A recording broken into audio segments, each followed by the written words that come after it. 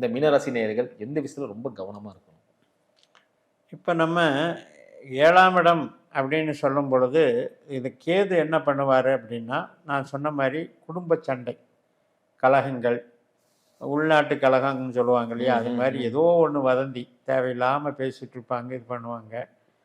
புதன் வந்து மீனத்துக்கு இப்போ பார்த்தீங்கன்னா, புதனுடைய நட்சத்திரம் மீனத்தில் இருக்குது, ஆனால் பாதகாதிபதி.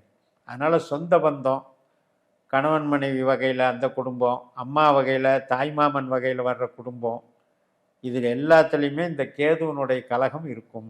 அதை மட்டும் கொஞ்சம் கான்சன்ட்ரேட் பண்ணிவிட்டு நீங்கள் வந்து எதுலேயும் வந்து ரொம்ப அட்டாச்மெண்ட்டும் வேணாம், ரொம்ப விலகியும் போயிடாதீங்க. அதை பேலன்ஸ் பண்ணி கொண்டு போயிடுங்க.